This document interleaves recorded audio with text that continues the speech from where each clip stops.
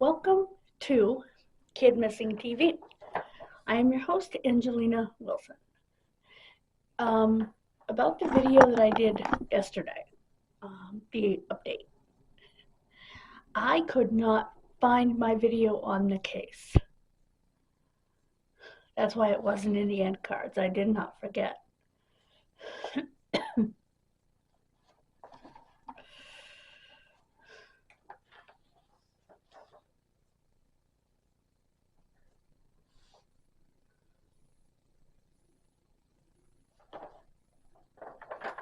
This case is a case that Crimes Forgotten by Time brought to my attention, and it comes from where I live. It comes from Massachusetts. It comes from about an hour from me, Cambridge, an hour northeast. And it was during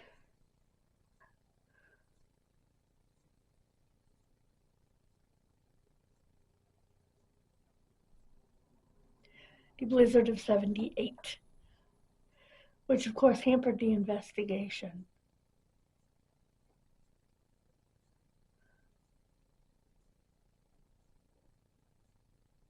It's February 27th, 1978.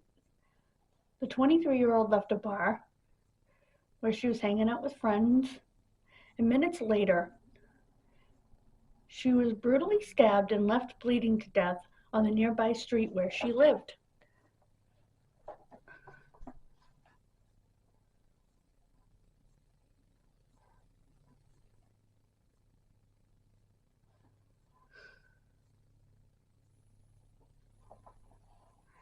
It was called the Plough and Stars Bar, Plough. Maybe pronounced Plough and Stars, on Mass Ave in Cambridge, which is a busy main thoroughfare in Cambridge. Massachusetts Avenue, we call it Mass Ave for short.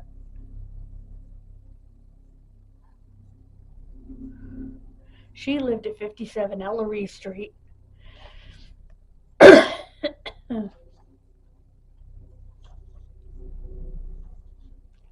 Three-quarters of a mile down the road, the police received the phone call that she was screaming in front of 25 Ellery Street, which is feet from her house.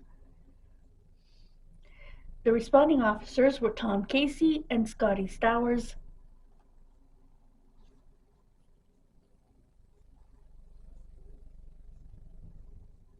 She was lying between two snowbanks, bleeding profusely from the neck. She died at 1:45 a.m. in the emergency room of Cambridge Hospital. I don't really know anything about Cambridge Hospital. I know the hospital's in Boston. And for people who aren't familiar with Massachusetts, you may say, but whoa, Cambridge is Boston. Actually, it's not.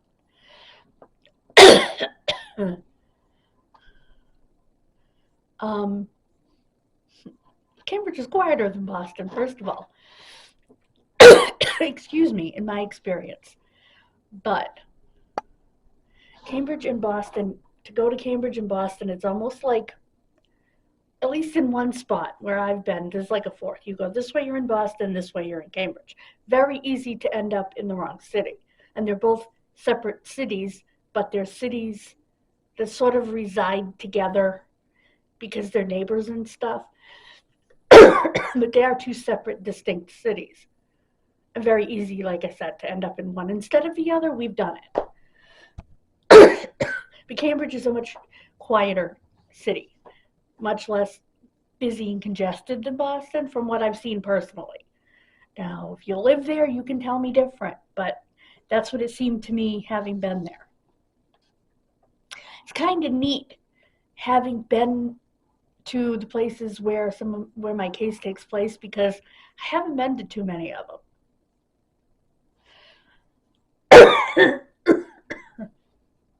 You know, I've been to Webster, Mass. I know Webster somewhat, where Andrew Amato's case took place. I know Grafton, where Holly Peranian's case and I've been to Sturbridge, which is also part of Holly Perania's case.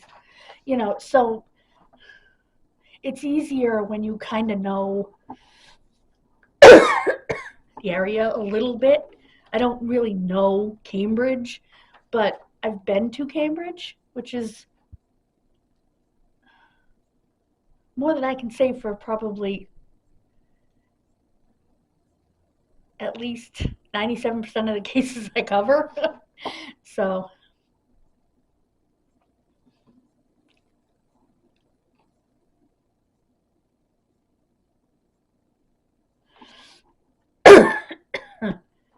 State Police Detective Lieutenant Sparciano, Sparticino,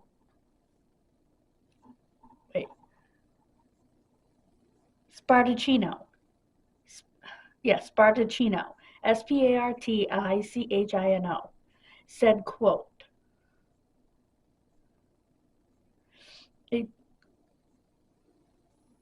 that her murder, and she was described as a medical records file clerk at the Leahy Clinic, which is, for those of you not familiar with this area, the Leahy Clinic is at least it is now, I don't know if it was then, kind of an uppity, upper class clinic. Was an apparent motiveless crime, end quote.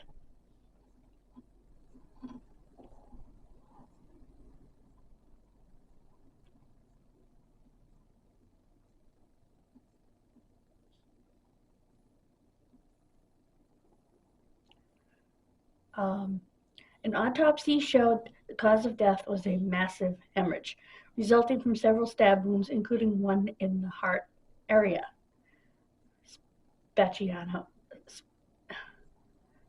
Sparticino said, end quote.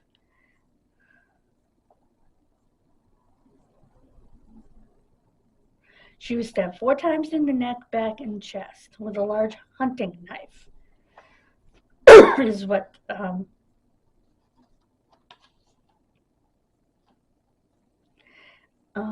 Boston Herald American, which must be the magazine inside the Boston Herald, wrote an article, Night Out Ends in Murder, by Paul J. Corsetti and Dan McLaughlin, who were staff writers at the time.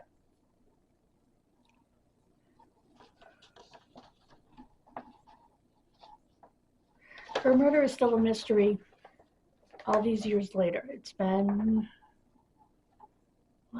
52 minus 4. 48 years.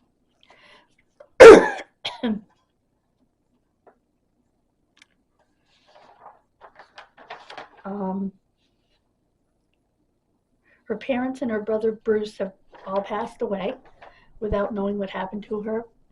Her brother Clay and sister Lori are still alive and praying for answers.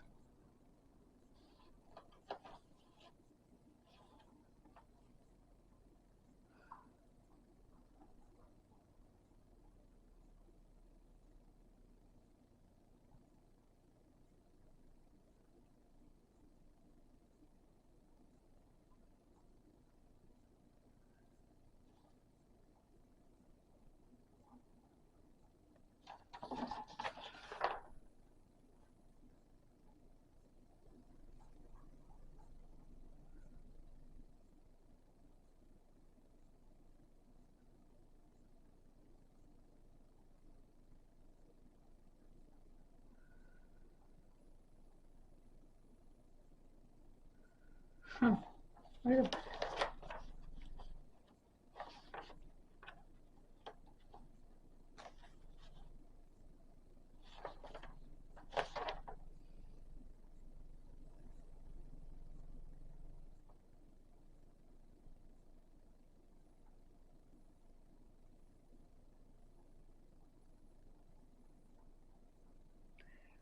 I'm confused. Anyway, because they also say she was a waitress, so I don't know what the deal is, but she had a dog named Sibley. He was a silver German Shepherd. He was attack trained. and Cersei, a black and tan shepherd, and her 2 chocolate point Siamese cats, Oreo Cookie and Banana Man. Banana slept right here every night.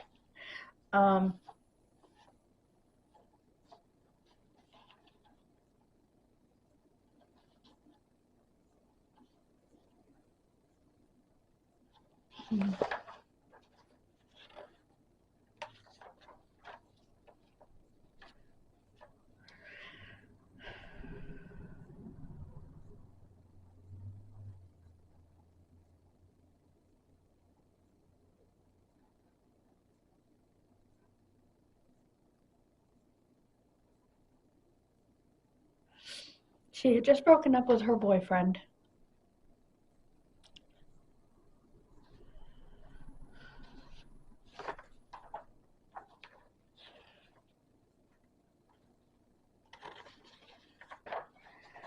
When they say a massive hemorrhage, another word for that is exsanguination, bled out.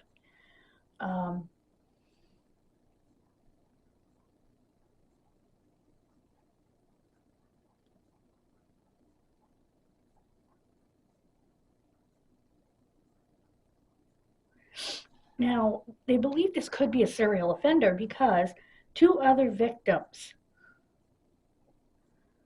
were stabbed in a very similar way 3 years earlier. Carol Peterson and Paul Sychik. Sychik, a 25-year-old bachelor, was stabbed to death on March 25, 1975, by 2 men trying to rob him outside his apartment on 29 Lee Street. The scream routed the assailants, who fled in a taxi.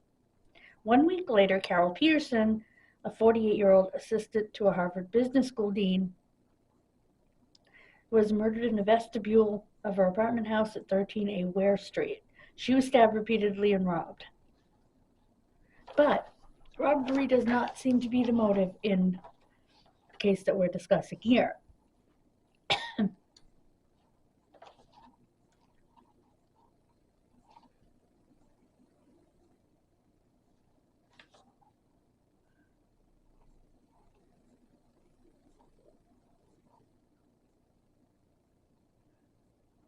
She enjoyed photography. Most of her family lived in Florida. She wasn't carrying a pocketbook, though, so even if that was the motive,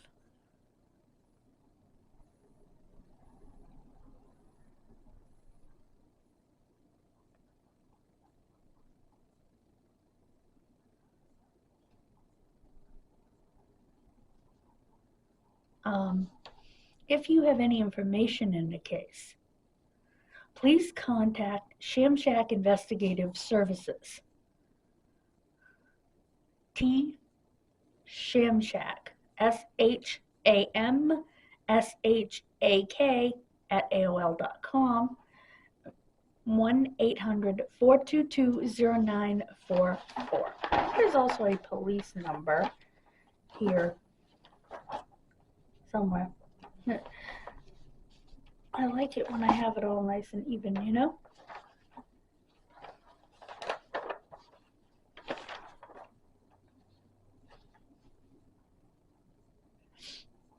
Oh, no, it's the same number. Okay.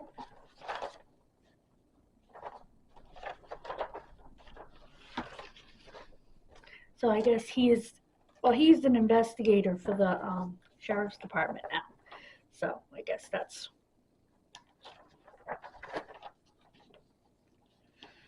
So again, that would be 1-800-422-0944.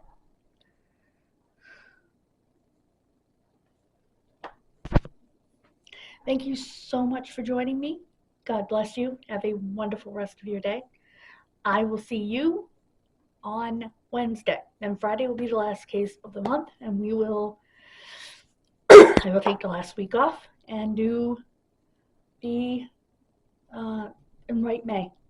So I will see you. Bye guys. God bless. Hey guys, me coming in after the video real quick. The phone number does not work.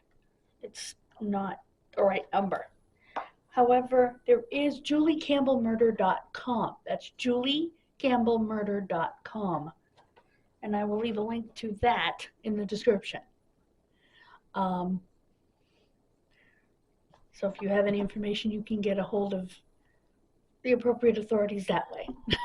So I do apologize. I tried to call the number and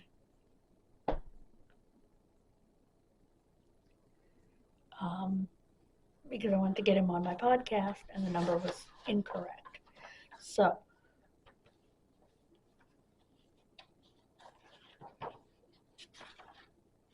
anyway, thank you so much, guys.